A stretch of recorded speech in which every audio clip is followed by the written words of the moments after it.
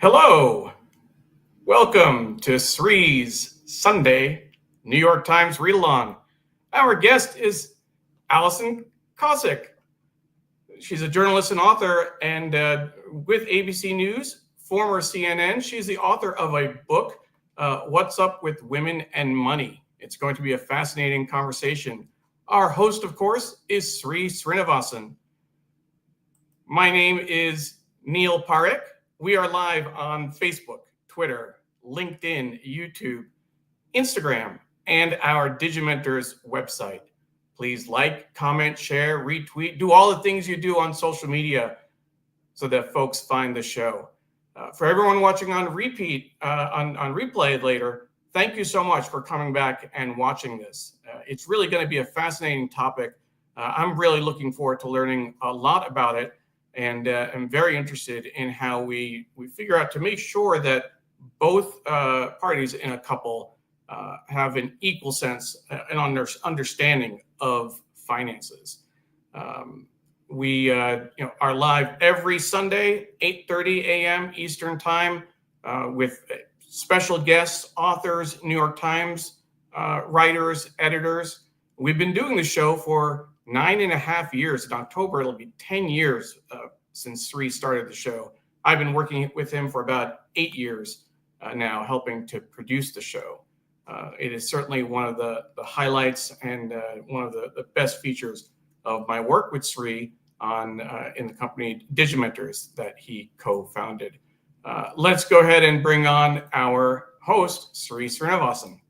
Sree, good to see you. Great to be here, Neil. How are you? I am so happy to be able to be with everyone watching today. Thank you for joining us on the New York Times Read Along. We love this community, people who've been with us, as you said, almost for 10 years now. And we have a very, very special guest who will be joining us in just a bit. Let's say hi to folks watching from around the world. Jonathan is watching from the East Village. Thank you for being here. Naomi is saying happy Sunday and watching from Rhode Island, former New Yorker. Ken Fisher is watching from Cedar Rapids in Iowa. Welcome, Ken. Thank you for being here. And Sujana is here, Dr. Sujana Chandrasekhar. Good morning. What a news week, she said. And that's right. There's so much going on in the world of news and so much to kind of try to keep track of. Not easy. I see we have a friend watching from Ottawa. I was going to say Iowa, but Ottawa. Eric is here as well. Thank you, Eric, for being here and for watching us. We are thrilled to have our friend who's usually in Dubai, Ron Thomas. He always watches from Dubai, but he's in Verona, New Jersey, and he calls this show a masterclass, which is a real tribute to our show and to our guests. Our show is brought to you by Muckrack. Our friends there have been supporting us for many years, and we're very grateful to Muckrack for their sponsorship. If you'd like to be a sponsor, please reach out to us. We'd love to have you join the Read Along family. And we are produced by Digimentors, our company that does shows like this for other folks, as well as strategic communications, AI workshops, digital marketing, and so much more. So if you're interested in working with us, please get in touch. We have a lot to talk about, a lot to go through in the news, and we are always happy to hear your questions. Today's topic is going to be about money when we meet Alison, who is the author of What's Up with Women and Money, How to Do All the Financial Stuff You've Been Avoiding.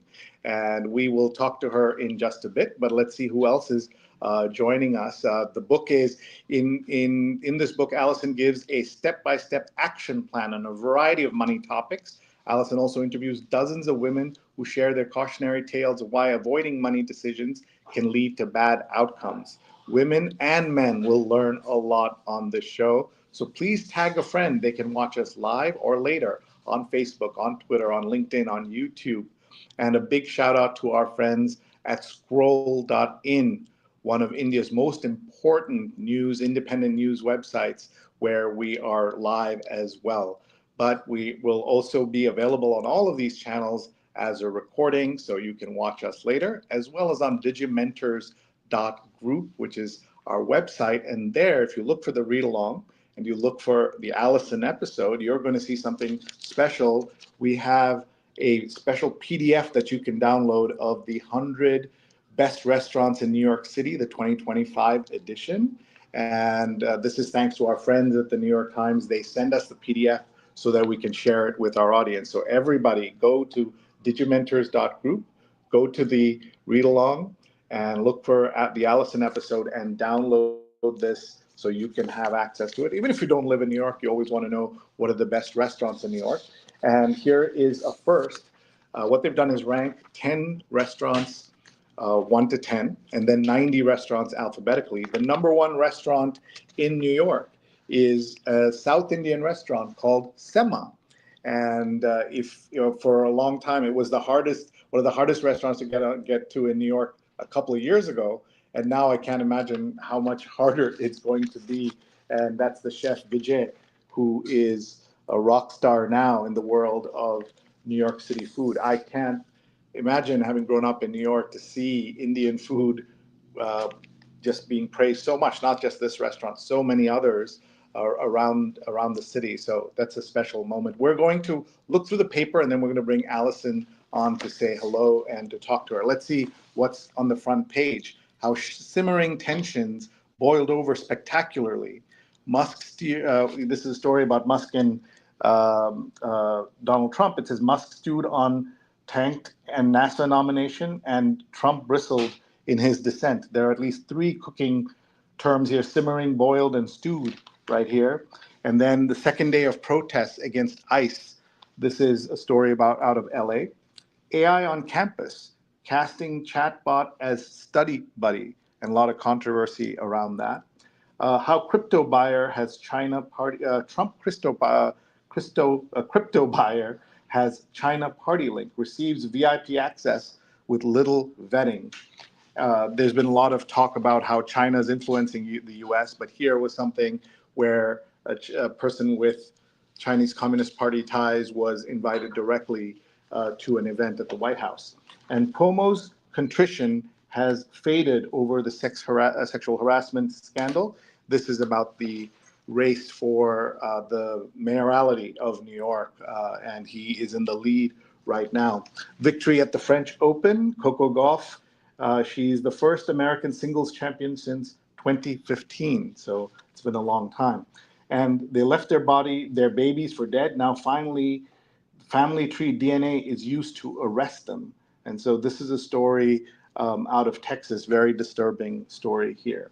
So this is what's on the front page of the New York Times. And what we're going to do now is just say hi to a couple more people and then bring on Alison Kosik, our guest today. Kaveri Madhavan is watching from Ireland, and she was a guest on the show, and her book just won a major prize, so we're happy for her. And Stephen Kaplan says, good morning, everyone. Listening on a train on way to Photoville at the Brooklyn Bridge Park. Hope everyone has a wonderful Sunday. Thank you, Stephen, for being part of this family. And Kaveri says, there's an important conversation, looking forward to listening to. And Doug Levy is watching from the San Francisco Bay Area. Doug wakes up at 5:30 a.m. Eastern time, local time, in Pacific, to be with us, and we're very grateful. Thank you to everyone for being here. Right in my house, my wife Rupa is watching, and she says, great to see you tackle this topic, women and finances, on the read along. And Sujana says, is asking about Photoville and what that is, and everyone's reacting to the news about the restaurant and what's happening there. And Neil, I want to bring you back so you can say hi to your mom on the show. Hi, Mom. How are you doing? It's my weekly call with my mom. I do talk to her occasionally otherwise, but this has been a busy week. I'm in Atlanta, actually. You may notice the different background in Atlanta with the John and Lillian Miles Lewis Foundation.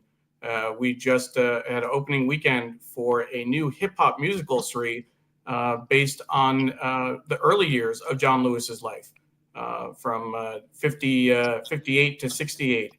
Some incredible, and I have to say, I've seen the show now 4 times. I'm going to see it one more time tomorrow. We have big VIP events, but this is incredible, and with any luck, it will come to Broadway soon. So can't wait to tell people more about it. Thank you. Looking forward to seeing it. And our friend Paula Kiger is watching. She is watching from New York City. She's usually down in Florida. And Chima is watching from Punjab. Welcome, Chima. Thank you for being here. And Sudha is breaking some news for us that tomorrow is Neil's birthday. Happy birthday, Neil, in advance. And everyone, welcome. I think we're ready now to bring on Alison, as a LinkedIn user, says, good morning. So excited to listen to Alison talk about her book. So that's Absolutely very cool. Everyone, if you can just share this live on, if you're watching live on your various channels, that would be wonderful. We'd love to have your friends join us as well. All right. So our guest is Alison Kosik, author of What's Up with Women and Money: How to Do All of the Financial Stuff You've Been Avoiding.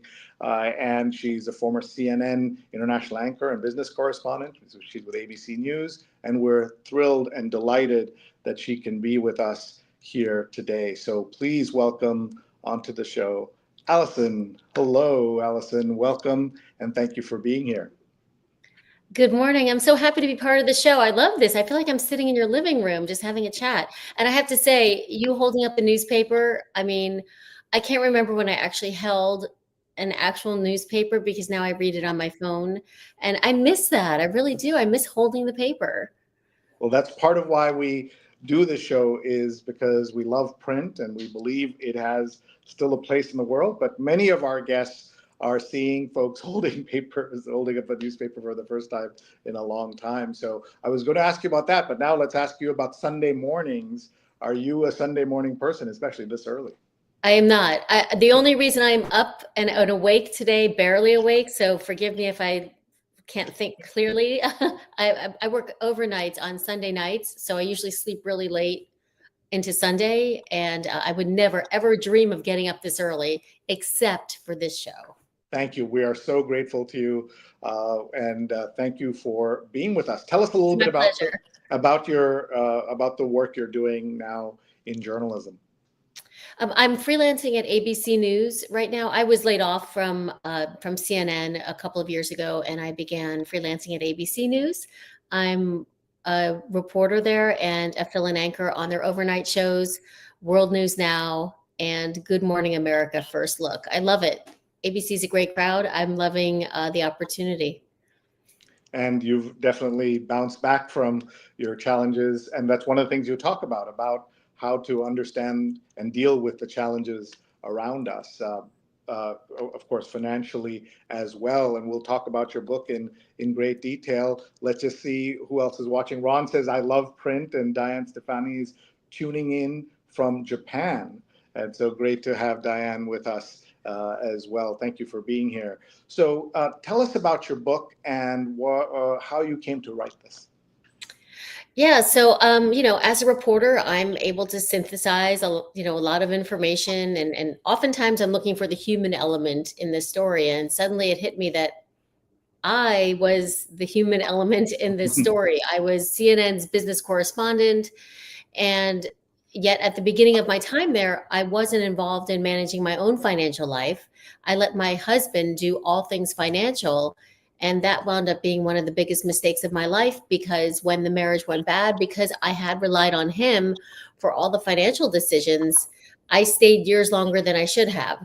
I felt stuck. I didn't have the confidence in my ability to handle big financial decisions because I didn't think I had the good judgment that comes with the experience of doing the financial stuff, because I hadn't actively been making those decisions.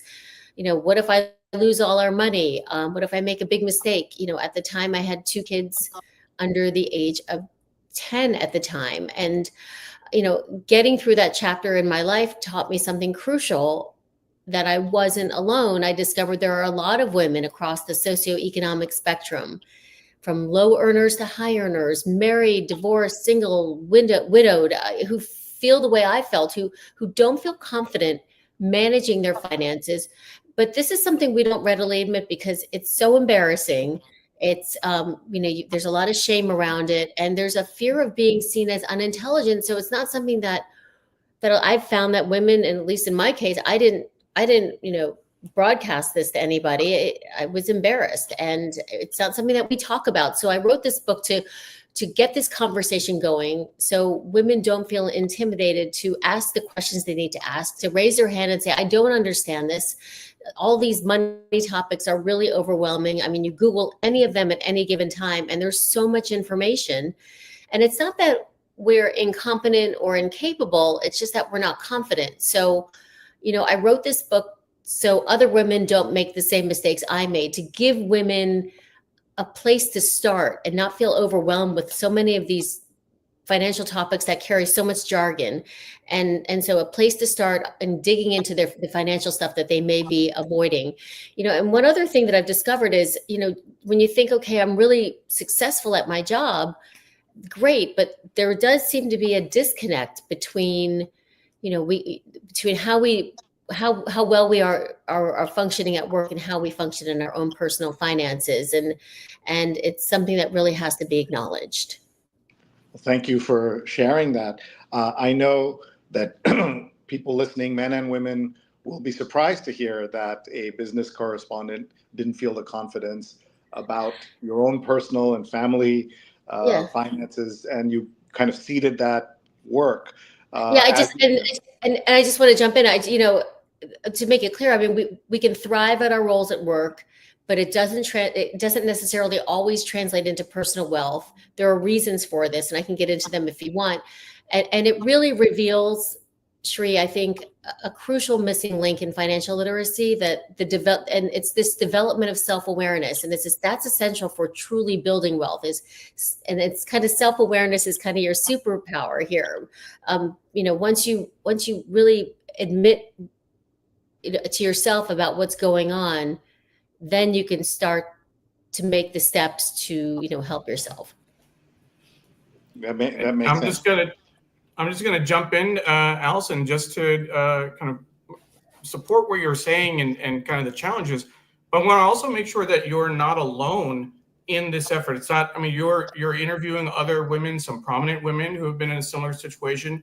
You're also not the only financial journalist that is contending with some of these issues. In the Washington Post, actually, Michelle Singletary has a column. I write about money, yet I nearly forfeited a $3,000 reimbursement. And the subhead on that, which is a little smaller for folks, life can often interfere with managing your money, even if you're a personal finance columnist. So I thought that was actually very interesting, particularly with the timing of you being on the show. That is interesting. I mean, who knows? Maybe I got her to talk about it. but it's great that we're talking about it, because once again, it's not that we're incapable or incompetent. We're just not confident about making these big decisions, because we're not in that business every day. But interestingly enough, some of the interviews I did were of women who are actually in kind of the financial space, who found themselves in very bad shape. Those are the cautionary tales of the interviews that I did. One woman offhand I'm thinking of is a woman in the venture capital space. She's in charge of growing small companies and raising money for companies. And I spoke to her on the phone and interviewed her. And, she's anonymous in the book because she has so much shame. And she was, sobbing to me on the phone. And I was crying with her because she said that money, and this is a venture capital, for someone in the venture capital space, money made her feel overwhelmed. She said, it's not my purview. I'm not good at money. And she didn't even know what an IRA was. And she's 53. She was 53 at the time. She didn't know what an IRA was until she was around the time where I started interviewing her. And, she maybe had $100,000 saved up. She says, I've never been good with money, Wow. Which is one example. Yeah. So you were saying there are some reasons why women end up in this situation. So can you give us some of those? Oh, sure. So, it could just be as simple as, we're overwhelmed. We don't have the time to prioritize, financial literacy and really get involved in it. In my case, I think that was a huge part of it is, I was really busy at CNN. I was raising, 2 kids. So I was really, really busy. And then once again, if you Google any of this information, it's exhausting. Have you ever Googled any of these terms? Sure. Yeah. There's a lot that comes at you. And this is that. Good. And I was just going to say, there's also a cultural component to it. I think that boys and girls are often raised differently, whether we want to admit it or not. Boys are often introduced to the family finances earlier. They're encouraged to be more independent with their money earlier, and girls are kind of often left out of the conversation. So what can often happen is, girls can grow up to be women who are uninvolved in their financial lives, and you know because they've been socialized to think that money isn't their domain, or they think that they have a belief that money is complex or intimidating. And so girls who are less involved in money can become women who avoid money issues. That avoidance can be compounding, and the more, how it is, the more you avoid something, the more fearful you can become of it. So what can start as a lack of interest becomes a lack of information, which can become a lack of confidence in your ability to tackle this thing. So the more you don't pay attention to it, the bigger and more challenging that thing can become. But the irony here is, and what I'm teaching in the book, is that once you start, every little step that you take in moving in getting involved in your finances, they're like little victories that build that confidence in the end.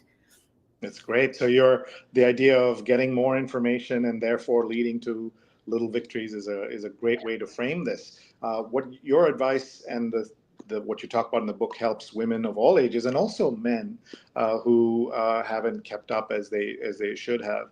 So talk a little bit, if you could, about to people in different stages of their lives. Like, what would you say to young women or people who are just starting out in their careers, and then kind of later stages as well? I think for anybody, I think budgeting, I know it sounds boring, but I think budgeting is really the platform to starting everything in your financial life. You have to know how much money, obviously how much money is coming in, but you really have to know how much money is going out and what you're spending on. And what I suggest is that you take pen to paper and and I walk you through how, and you figure out how to make an average of how much money you should be spending based on how much money is coming in. And only there can you really make a change in your spending habits.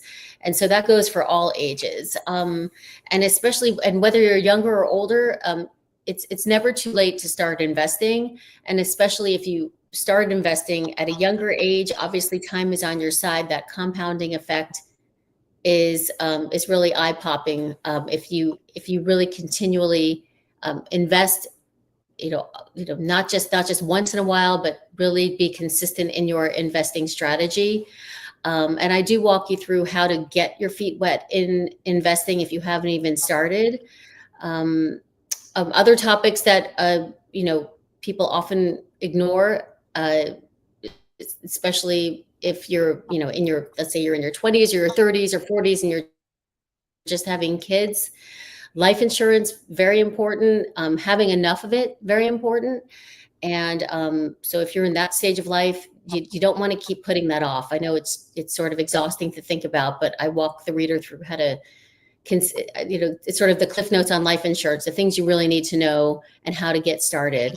And disability insurance, really important as well. Thank you. What a great list of ideas. One of our viewers says information is power. And Kaveri, the author watching from Ireland, says back to basics, budgeting is important. And we have a comment here from Sudha, who says, this is a very important topic for women. I've come across many women who felt confused about money management after their husbands passed away. They never even wrote any checks. Luckily, Sudha herself could manage after her husband, Neil's dad, passed away. So that kind of information and ability to deal with this is so important. Folks, if you're watching, you can ask Alison a question and we'll put that up on the screen. So whatever platform you're on, ask a question, share a comment, and we will put this up here. Neil, go ahead. And I wanted to point out that you put on the information is power comment just a minute ago. Sometimes the LinkedIn comment doesn't show the name and the face, but that's why I'm here in the background to do that research. That's actually Stacy, Alison, commenting. Stacy Kosik, and I'm sorry I'm not pronouncing your name right. I'm sorry, Stacy Kosik is commenting. What did she say? Information is power. Information is power. But earlier That's my she sister. said, Where did she say that? On LinkedIn. on LinkedIn, and she said, "Good morning. So excited to Good listen morning, to Alison Stacy. I talk can't believe about you're up watching her book." this. But just a Thank quick you. fact check, Alison. Your last name? I just want to make sure I'm pronouncing it right. It's okay, Kosik. It's Kosik. Kosik. If you pronounce Okay, it, I'll still love you. Don't worry. Thank you. Appreciate it. Thank you, Alison, and thank you, Stacy. The Kosik sisters are here. Thank you for Yeah. watching us. And please, folks, tell us where you're watching from. Tell us how your Sunday is going. And please share a question or a comment that we can post here. So, folks, we are talking to Alison about her very important new book. It's called What's Up with Women and Money? How to Do all the stuff, all the financial stuff you've been avoiding. And so when did you decide that you have had a handle on your finances and everything else? How did you kind of graduate to the place where you're confident writing about this for other people? Oh, I decided I wanted to write this when I was having the trouble. When I knew I wanted to get a divorce, and I knew I felt stuck, and I knew why I felt stuck. And I went, and I remember going and to the bookstores and looking, and this was in 2012. I was looking for books that were earlier than 2012. Looking for books that spoke to me, that told me that I can do all the financial stuff like investing and refinancing a mortgage and buying a car. And I didn't find anything out there. And yes, you go and you see the bookshelves, the financial bookshelves are lined with books. I mean, volumes on each of these topics that I cover. And so that's overwhelming as it is. And so I didn't have the time to sit and read each book. And I also, even opening any financial literacy book, I didn't feel like, okay, well, who am I to believe I can do any of this stuff? So I decided to write the book that I didn't see out there, meaning not just give steps on the mechanics and the tools of everything from, refinancing your mortgage to building up your credit to, getting rid of your debt to how to buy a car as a woman. I wrote that, but I also wanted to do lots of interviews. And so I interviewed a lot of women in here about the cautionary tales if you're not involved in your finances the way you should be.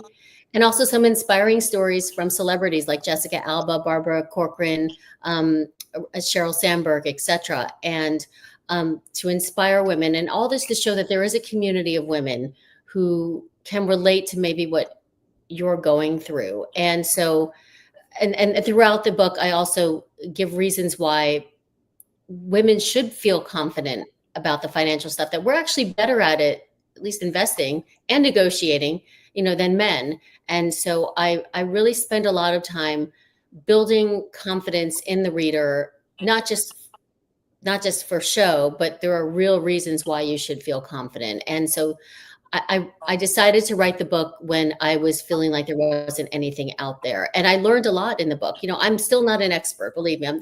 I'm by no means an expert, but I wrote the book based on dozens of interviews and tons of research. And so I wrote it through a journalist lens.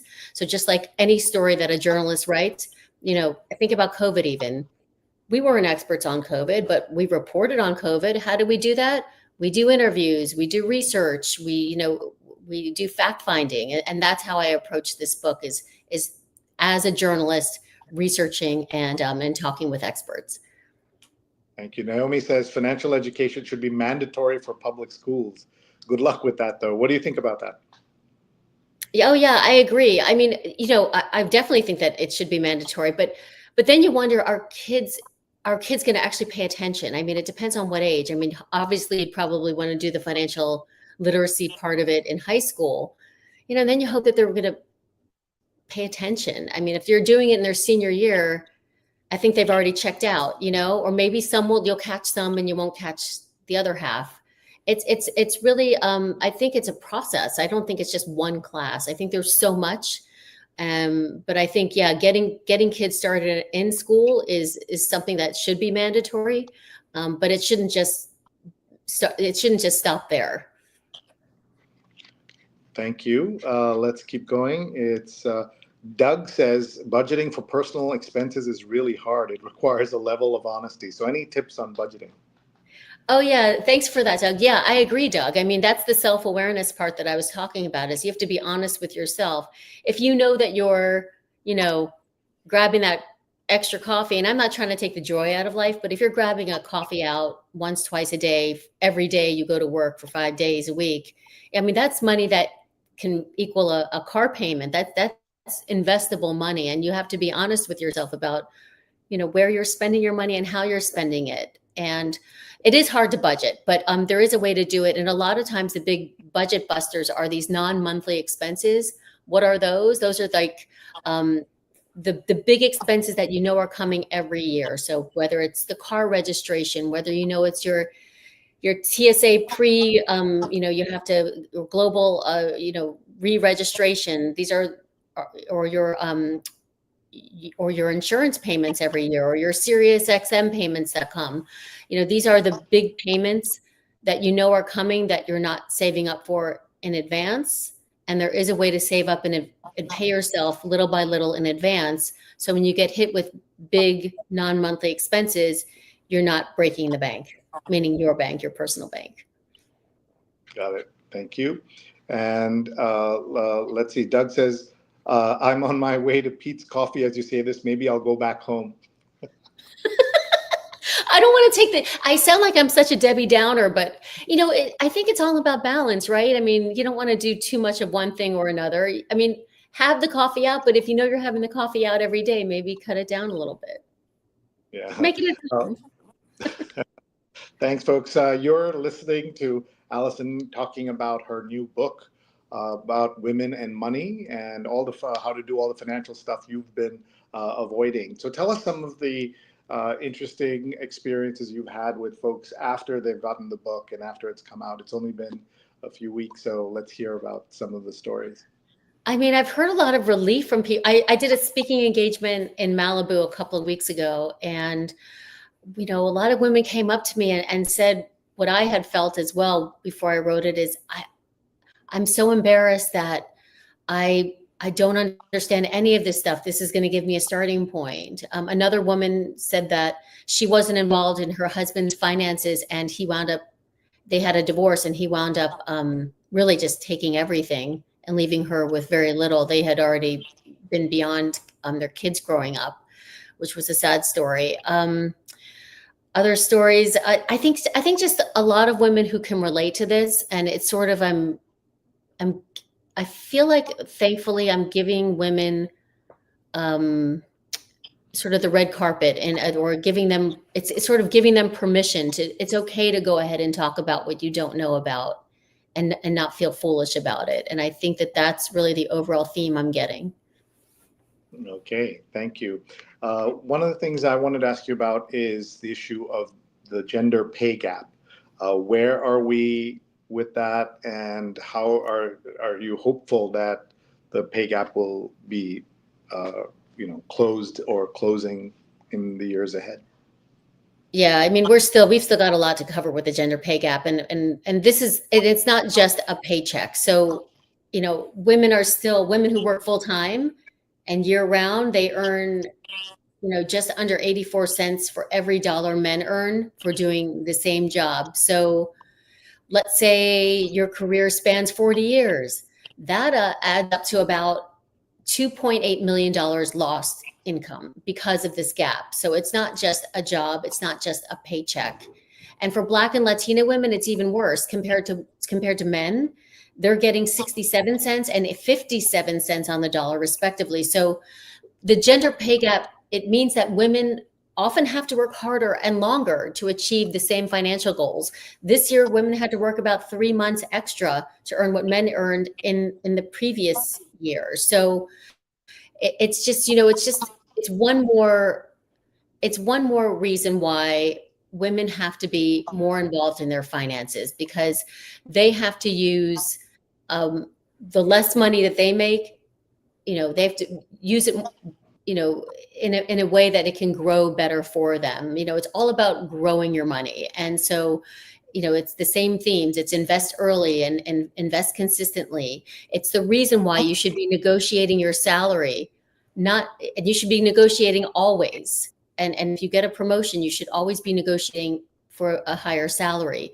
And it means budgeting. It means, once again, using the money that you have and using it wisely, being intentional with your money.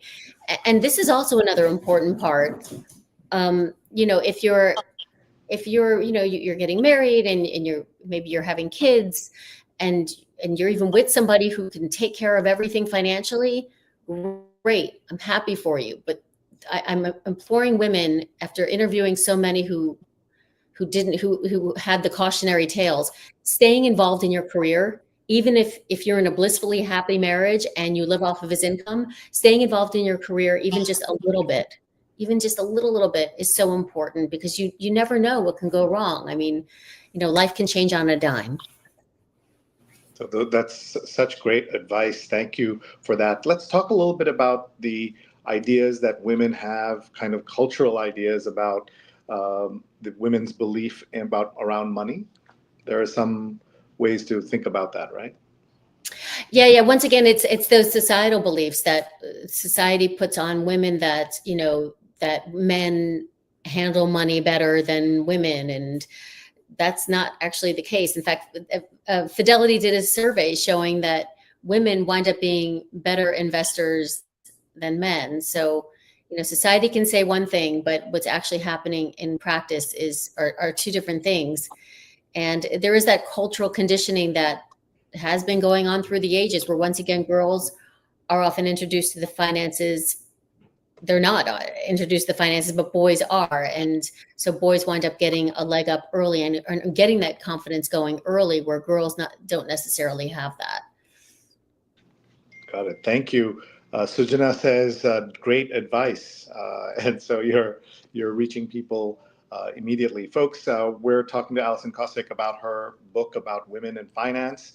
Please share your thoughts, your questions, and we'll get Alison to respond. There's so much going on with finances and the news.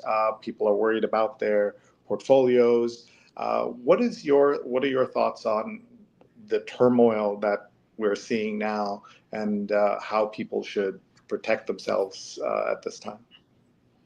I think, once again, I think that it starts with budgeting. I think that you are in control of your budget as much. That's the one thing you can do.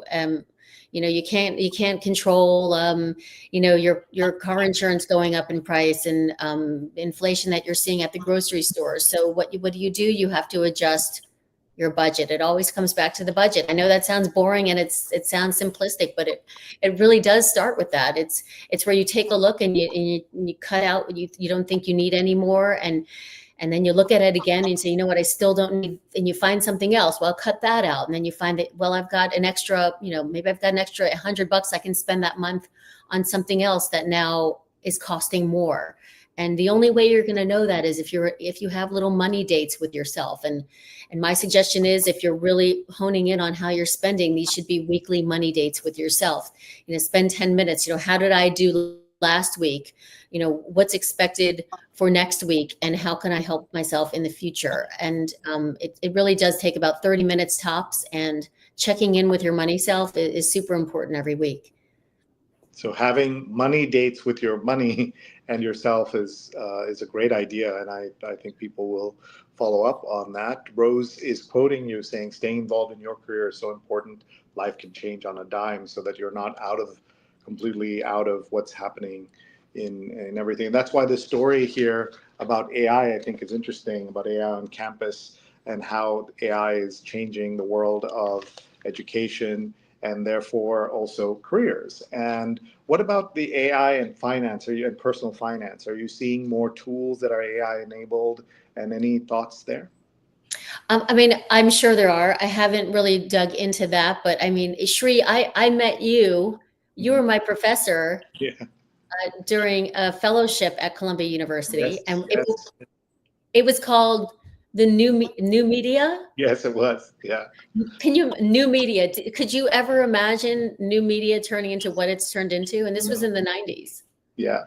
And here we are, how much things have changed, and it's hard to tell where things are going. And as I said, the weekly money dates are resonating. Here's Rose saying it's a great idea. And Sujana says, checking in with my money self, adding to the weekly schedule. That's great. So thank you for helping folks with that right away. Talk a little bit, please, about health and financial wellness and what the connection there is. Oh, I think there's a huge connection with how you're doing financially and how you're feeling health wise. And I'm talking physically, emotionally, spiritually. I mean, financial stress, no joke, it is a leading contributor to anxiety and depression. So being financially healthy, it really is a critical component to emotional well-being. I think, if you have a low income, if you're carrying a lot of debt, if you just lost your job, if you're living paycheck to paycheck, all this stuff can lead to psychological distress. And those mental challenges, forget about losing sleep. They can really just freeze you in place when it comes to, making big financial decisions. So, anxiety, for example, that can lead to you avoiding a budget. And depression can cause you to overspend, retail therapy, and recognizing this is really important. And that's where that self-awareness comes in. It's important because, once again, financial stress can impact your physical health. It contributes to high blood pressure, heart disease, and sleep struggles, which could just spiral into other health issues. And, women of color, LGBTQ individuals, single mothers, they're often found to have, a lot of financial and mental health challenges. There's just a lot of stress around, the lower incomes and, all the bills that have to be paid. And so, it's just something that we have to recognize. And it's a huge reason why getting your personal financial self in a strong place is so important, not just for your financial well-being, but for your overall physical, emotional, and spiritual well-being as well. Thank you, folks. We are watching the Sunday New York Times Read Along. We do this every Sunday at 8:30 a.m. Eastern Time, and where we talk about what's happening in the news with a great guest. And Alison Kosik is our guest, and her book is all about women and personal finances and how to take care of your money. I'm really interested in learning about your, how you were able to write your first book. What are some tips for people who are writing their first book? So this was quite a process. I had been thinking about it since before 2012 and didn't put sort of pen to paper until I'd say 2019, where I had to first believe I could write it. I first wanted to know, well, why should I write another financial literacy book? Because there are so many out there. So what I did was I called up, I found the phone numbers of some of the best-selling financial authors, and I called them up or emailed them and asked them, am I wasting my time writing another book? And I told them what my vision was. And each author told me, no, go ahead and write it because we need more information.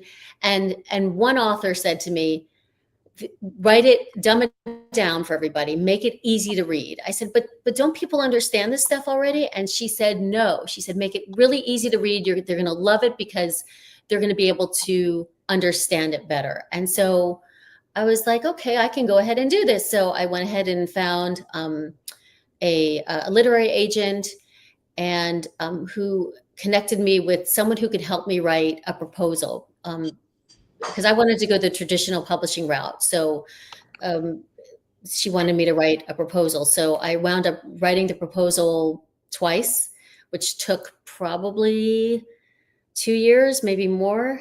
And then came the time of pitching publishers.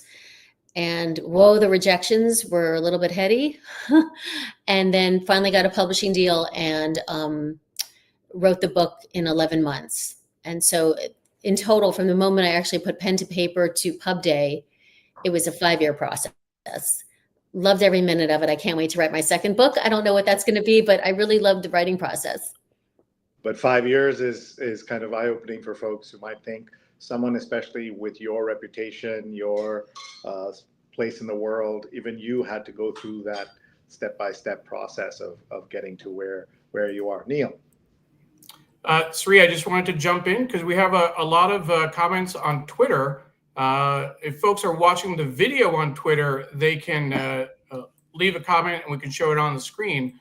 But for folks who are tweeting during the show, I have to jump in and read them out loud. So I wanted to share, Anita Joe is watching. And she wrote, it'd be pretty easy to do a lesson unit on consumer math and teach budgeting, what to do when you start a job, etc. And as they say, it starts in the home. So I think this book would be great for any parent. Dr. Chandrasekhar, Sujana Chandrasekhar, watching on Facebook and elsewhere. And I'm sorry, I don't know what happened there. Give me one moment. Yeah, okay, it's still there. She wrote, great minds, thinking of doing a book club with my kids. They're all 4 in their 20s, never too late. Oh, I love it. Nina Jo said, that's a great idea. And so imagine, Sree, like, we haven't actually talked about that, but the idea of the New York Times read along, starting a book club for folks. And I think this book would be a great way to start. Anita Jo also says, I would love to figure out how to write a book on my mom's financial journey and how she did it way back when. A lot of self-sacrifice back when, particularly with a minimum wage job. The last comment I want to read out is actually from Instagram. And we have a viewer watching there that I want to show real quick. Rosefulness is watching from Massachusetts. So I want to give her a shout out. And I'm just going to go to that screen. Sorry for the blank screen there. But here is Rosefulness watching from Massachusetts. And so we're always thankful for watching whatever channel you're watching on, Facebook, Twitter, LinkedIn, YouTube, Instagram, or our Digimentors website. One of the things Neil, to we're note, hearing I'm sorry. It's muted on my side, so I'm not sure why the audio came through. But I wanted to remind folks that when you, if you missed the beginning, you can always watch the full show on those same channels shortly after we're off the air. On Instagram, we'll share a short clip, probably tomorrow or so. But on Facebook, Twitter, LinkedIn, and our website and YouTube, of course, you can watch from the beginning. Such great insights, so many great comments, Alison. Thank you for joining us today. Appreciate it. My pleasure. My pleasure. Let's see who else is watching. Apollo is watching from Philadelphia. Thanks for joining us. And Ron says, I've been struggling with that as well. I've basically laid out the outline for the book, but at each point I struggle with getting started, thinking about hiring a coach, etc. And then Ron responds to your comment that it took you 5 years. He says, I'm cool then, because he doesn't have, you took that time. And Doug says that timeline of your book is daunting. Maybe I'll stick to newspaper articles. And, I was going to say one thing that I felt, and this is because, I mean, there's only, you come up sort of with a groove. I realized that, so I would spend my day pitching, because I had to get lots of interviews, which was a whole pitching process. I mean, it took me years to get the interview with Jessica Alba, for example, and getting some of these women to actually talk to me was a huge mountain to climb as well, because they were pouring out their souls to me, even if they were going to be anonymous. It took a minute. So I would spend my days pitching and thinking about how I want to write the book. I would go on lots of walks. And then by the time I sat down to write around 8 o'clock at night, because I wound up being a night owl because of my overnight hours at ABC, I would do most of my writing at night. And I had thought about what I want to write about all day. So by the time I sat down at 8 o'clock, I was most productive, because I would continually write, probably until 2, 3 in the morning on most days. And so you sort of wind up getting into a groove if you really get focused on what you want to do.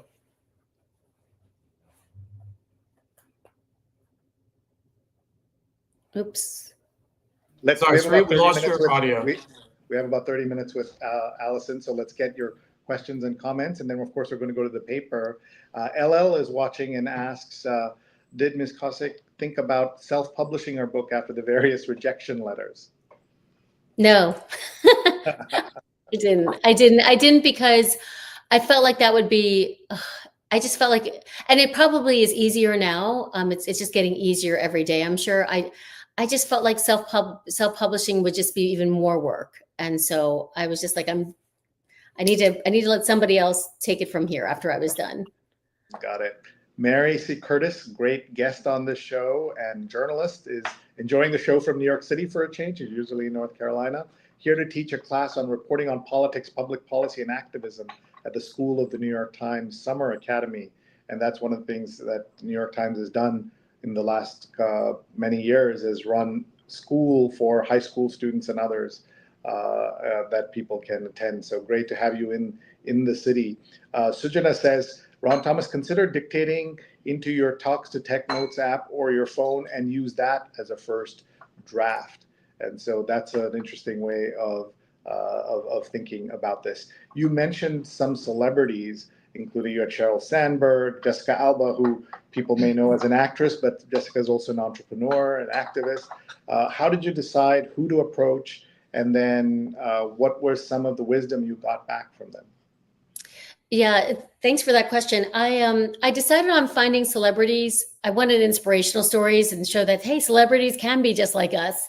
So I wanted to find celebrities who had money stories, and I wanted women with money stories where money had an impact on their lives. So Jessica Alba, I had known about just from reading, and she, in my book, one of the things she talks about is imposter syndrome and how that made her feel tremendously vulnerable and exposed. And she winds up giving some tips in the book on how to break free of it. For example, she focuses on the goal to give her the push to move forward. And she believes it's the fake it till you make it mentality, and focusing on the ideal outcome, that, you actually have to start behaving as if it's already happening. And I interviewed Sheryl Sandberg, who obviously wrote Lean In, and who's the head of leanin.org. And she talked with me in our interview about the importance, of taking the reins of your finances. And she says, until women are financially strong and independent, we are dependent. And just like we won't accept dependence in other ways, we shouldn't accept it with our finances. And I also reached out to Barbara Corcoran, who, is a shark on Shark Tank, and I'd known about her background as well. And one of the incredible stories she told me was that, after her 30 years, in her 30 years where she founded the Corcoran Group, which is a real estate brokerage firm in New York City, not one female manager or support staffer ever asked her for a raise. Not one. And 90% of her staffers and managers at that time were women. So thankfully, things have improved. There are new statistics that show that 70% of women are negotiating their salary, but the problem is that 30% of women aren't, and every woman should be negotiating her salary, because I bet you every man is doing that. So we learned some great tidbits from celebrities. One more who I learned, Deepika Mutiala. She runs a makeup company called Live Tinted. She's amazing. She talked about how, and she grew up in Texas, but her family grew up in India, or comes from India. And she said that money has always been a source of tension in her life. And some of the biggest arguments that she's witnessed with her family and friends has been about money. And she talks about the struggles of being an immigrant and trying to, open doors as an immigrant female entrepreneur. And she has some great stories as well.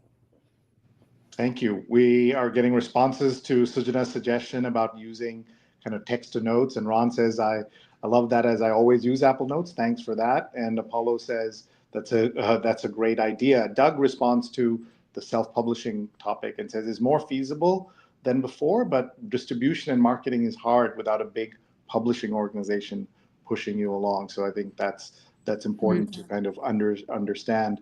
Sudha says, Alison, you're contributing to women's empowerment. Thank you. That's so special. So before we turn to the paper, what are some tips for women who are not keeping track of the news? How important is that also in terms of knowing what to do with your money, like knowing trends? Do you need to be watching the stock market? Should you know where the Dow Jones is closing? That kind of thing.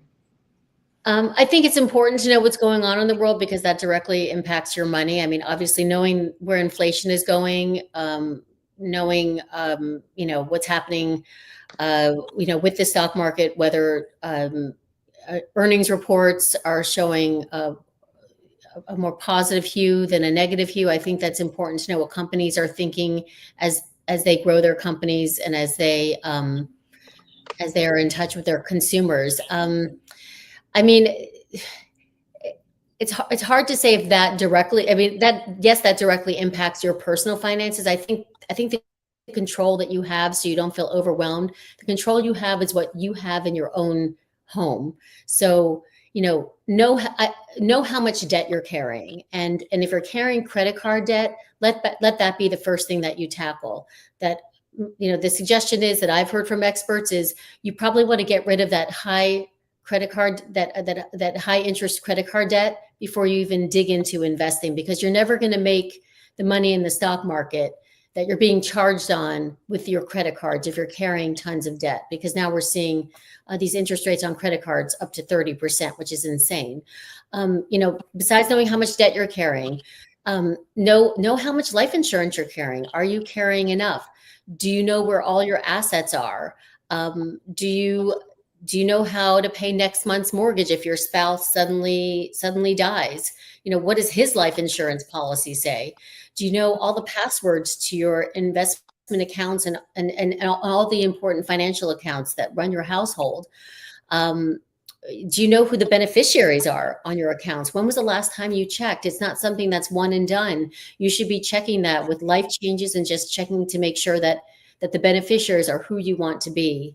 It's all the checks and balances that you probably know in your gut you should be keeping track of, and that you should actually follow up on. And it's all about action.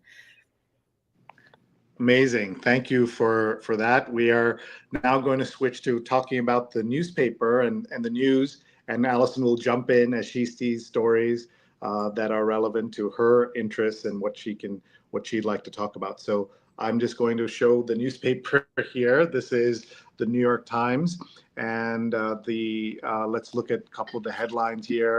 How simmering tensions boiled over spectacularly. This is a story about what's happening with Trump and Musk, as many of you know, and the second day of protests against ICE.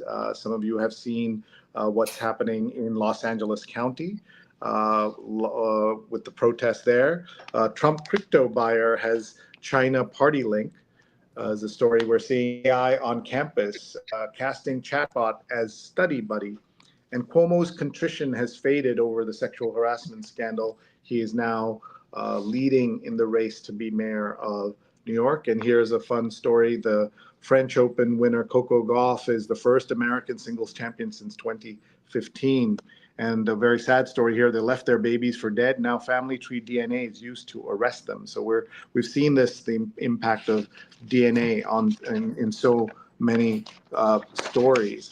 Let's take a look inside the paper. In fact, I just want to ask Alison a question about crypto, where she is with crypto and what she thinks about crypto as a way to diversify your portfolio. Alison, your thoughts, please. Well, I'm not a certified financial planner, Sree, so I don't know. Okay, but what do you but say I to do. people? But I do invest. But if you're asking personally, I do invest in crypto. Experts that I've talked to tell me that you shouldn't invest more than 5% of your portfolio in crypto. But once again, I'm not a professional, so I'm not going to purport to be one on your show. Okay. But that's good. I think that's good to hear that someone you're giving a guideline for that. 5%, I think is an important way to kind of no more than 5%. Yeah, no more than 5%. I think is a good way of thinking about that. Here is a story about money. Using Coldplay and rugby to lure big spending tourists to Hong Kong.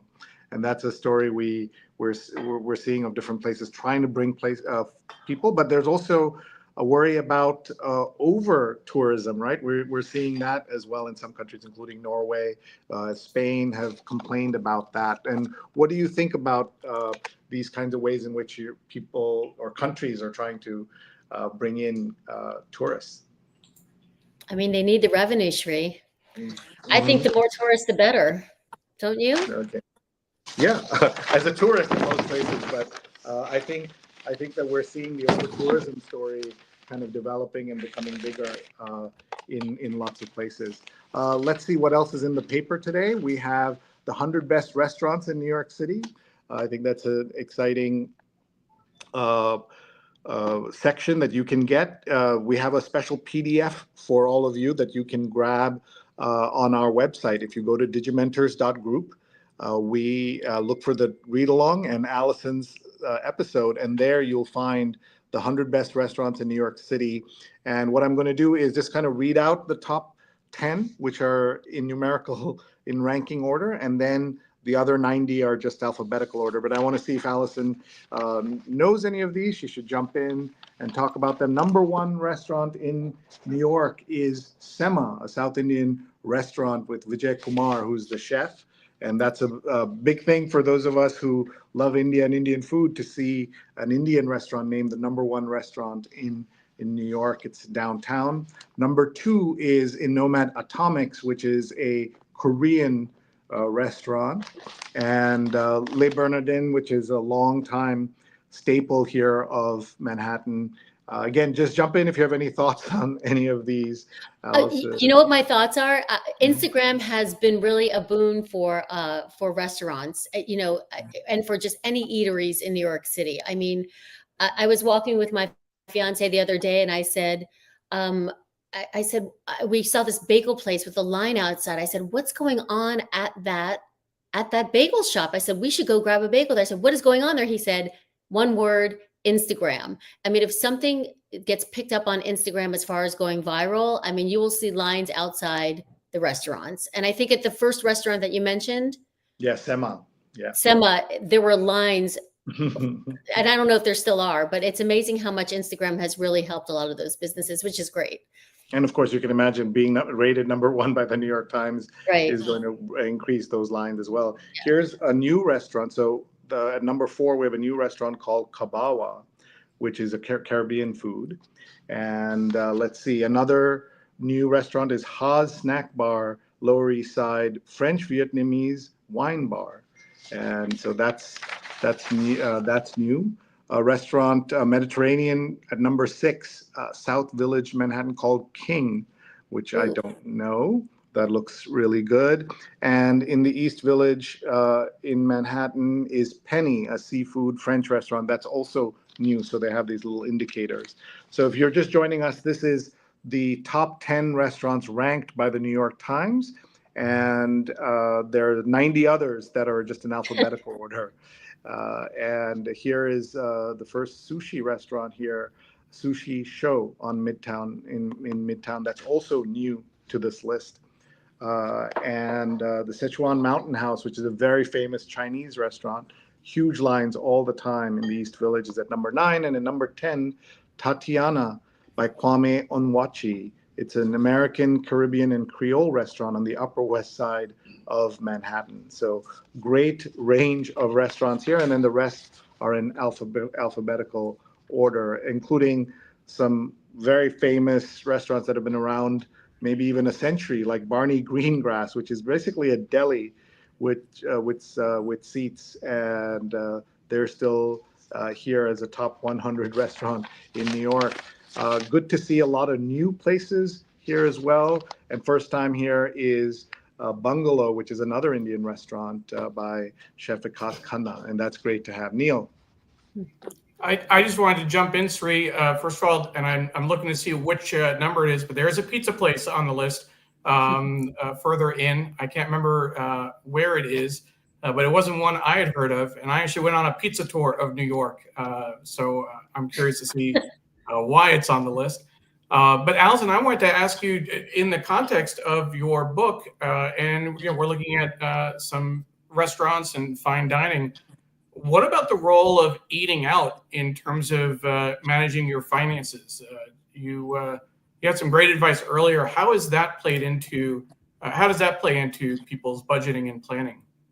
I mean, you're going to think I have no fun in life. I don't eat out outside of my home that often because it is so expensive, and I am living on a budget. I'm a freelancer, And so I am sticking to my budget, especially right now. And when I was writing the book, inflation wasn't where it was now. So I don't, speak to the eating out at restaurants a lot. It's all about moderation. I mean, go out to eat, once a week, twice a week tops. But I mean, it takes a large chunk out of your budget, especially if you're in New York City. For two people to go have a meal, it's over $100. Okay, so Yeah.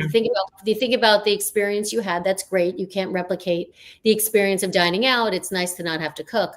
But do you think about that? Let's say $100 that you spent or more.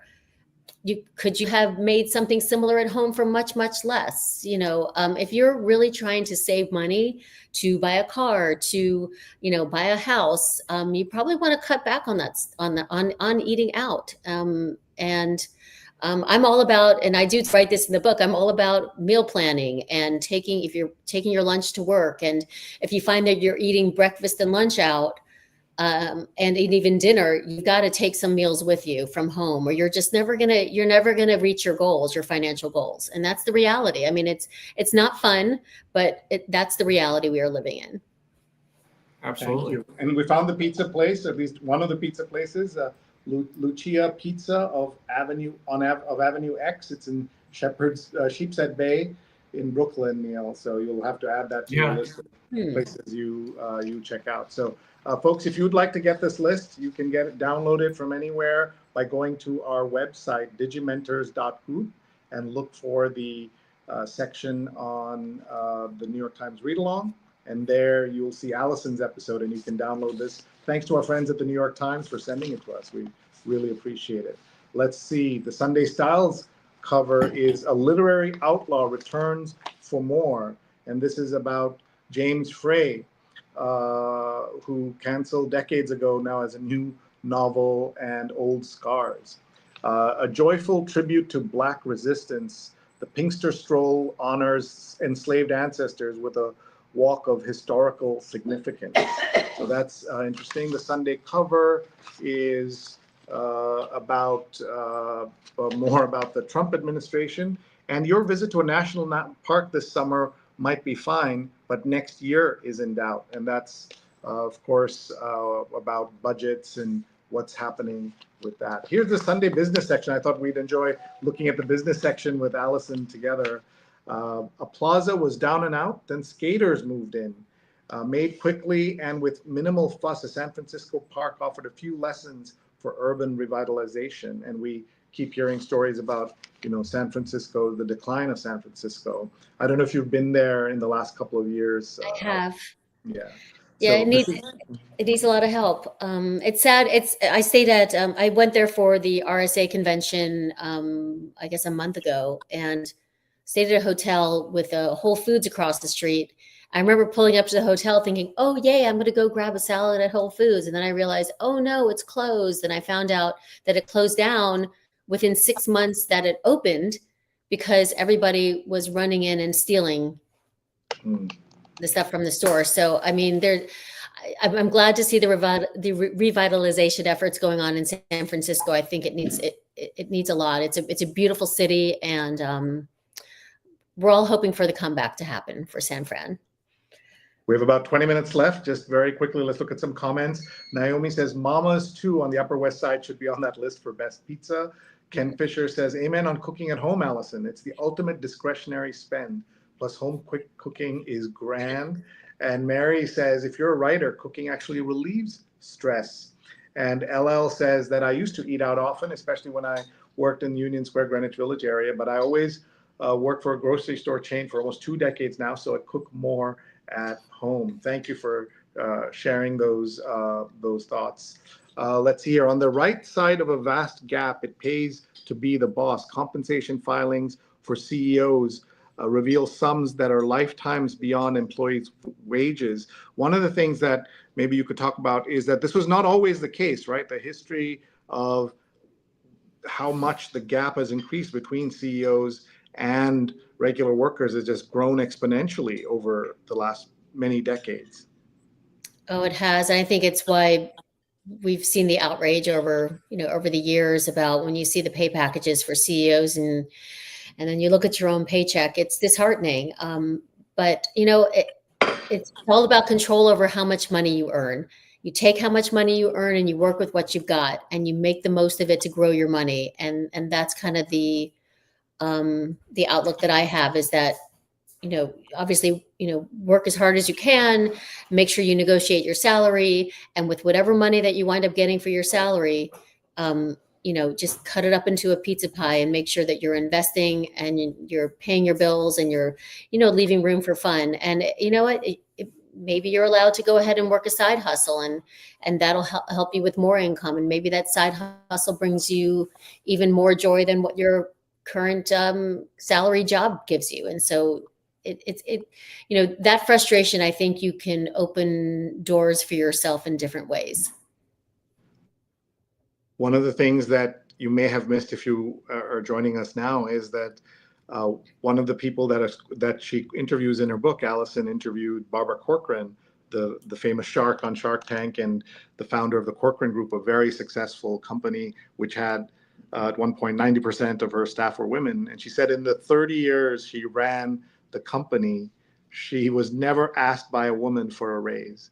Well, not a woman, managers or staff members, but there were the sales women did ask. Oh, the but sales not women did ask, but manager staff members. Okay, so sales women who are used to being part of that culture of being kind of money driven and commission based and all of that were asking for money, but not managers and the staff women. So that's part of what we're talking about here. There's also a section here in the Times about retiring. Any thoughts on how to think about retirement, especially with money? I think about how your tax structure is going to impact your retirement accounts, and that's something you have to think about. I think that's why you go into these accounts like IRAs and SEPs and traditional IRAs and Roths, etc., because you want to have these kinds of accounts that are more favorable to when you have to take money out. And so you have to think about how you can invest your money while not losing all your money to taxes. There's a comment from Rose: eating out and budgeting not more than once or twice a week. Eating out is expensive. It's not something we often think about. Great advice. Thank you. In just a few minutes that we have left, we'll look at the New York Times Magazine cover. Is one of those academic sweatshirts, and it says here, academic freedom, why many American professors are discovering that their traditional protections no longer hold. And so that's an interesting story. Lots of cooking tips here in the Times, as always. They always have free recipes, but you can also find them on the Times website. What is your favorite thing to cook, Alison? What is my favorite thing to cook? Full disclosure, I really don't cook much. My fiance does. He's the best. He's the best cook ever. And he's walking through now. Okay, so you got a shout out.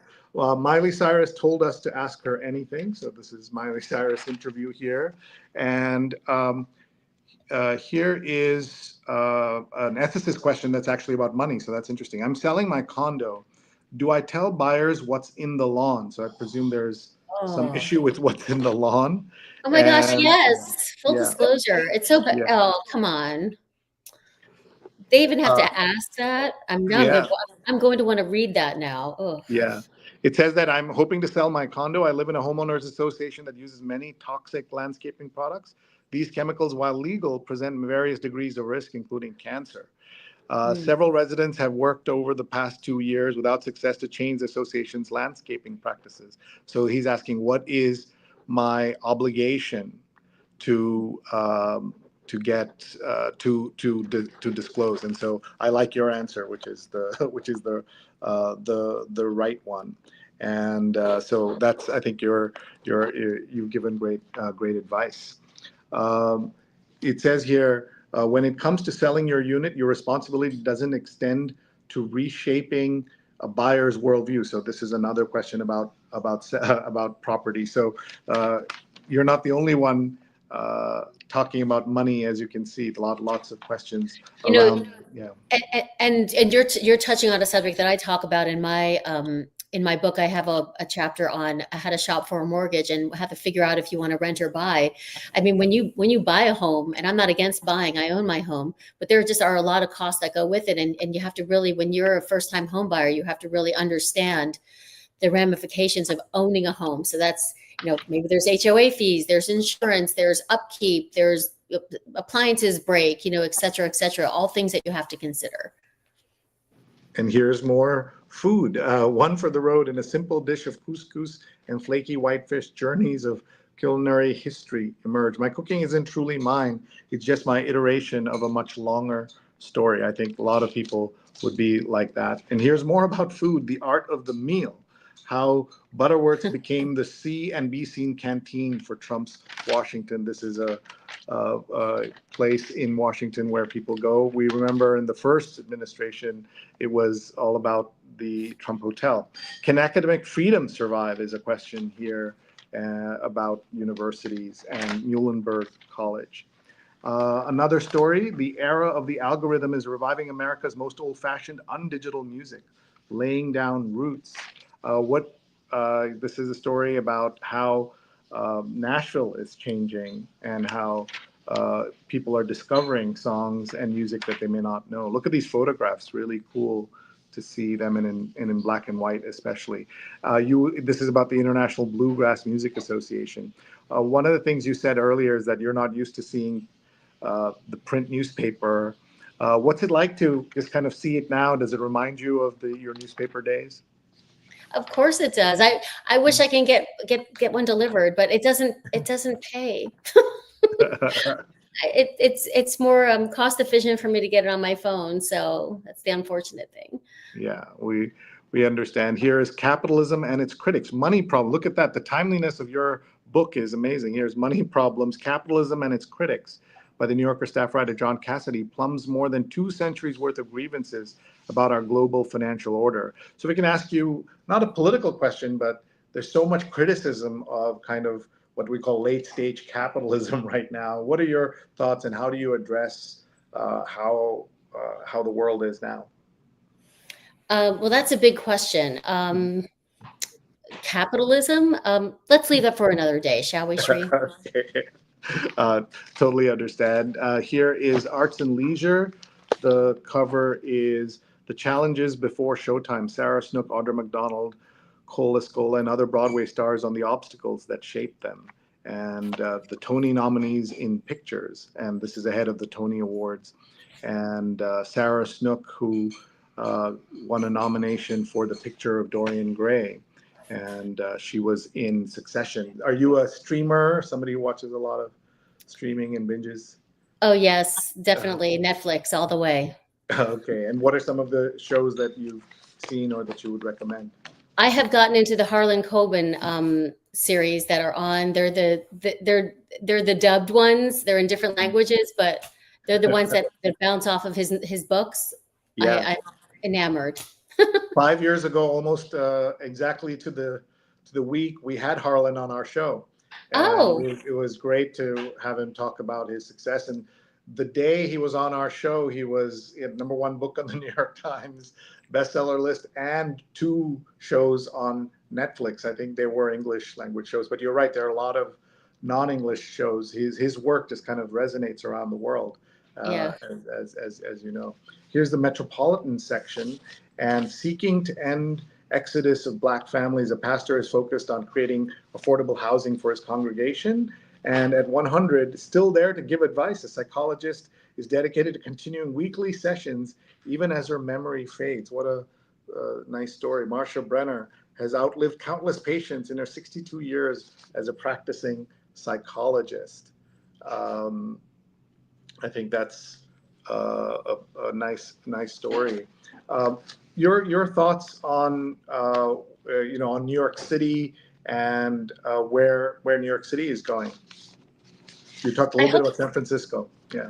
Oh, I think New York City is doing much better than San Francisco. I feel like the comeback is happening. I mean, it's still though. Like I was out, at 11, a little past 11 p.m. last week, and everything's closed, and that could be because of the pandemic. But that vitality that New York City had beyond 11 p.m. at night on a weeknight, I'm not feeling that anymore. I mean, how about you? Yeah, I think I'm too old to go out a lot, so but my kids still go out, so I'm hoping that it gets better. Here in the real estate covers where to go after a wildfire sweeps through, displaced victims of the Los Angeles area blazes scattered far and wide, many more in the community and feel unmoored, is the story here. And here are some of the apartments that are on sale. You can see that the prices in Manhattan are still very high, right? Right. Yeah. I think they're always going to be high.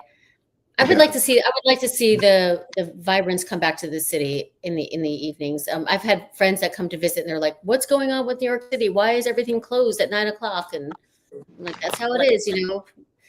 It's either people don't want to go out and spend the money, or the businesses aren't there to be open, and it's the chicken and the egg." Yeah, and there are a lot of new things opening up all the time, but at the same time, it feels like things that we were used to have Yeah. disappeared or are gone. Folks, we're going to take a little pause here to do some housekeeping so that we can come back to Alison and she can give us some of her final thoughts, as well as why everyone should get her new book about women and money. And we're going to just take her off screen for a moment. Neil's going to come in, and we're going to come back to her as we set to wrap up here. Neil, your thoughts?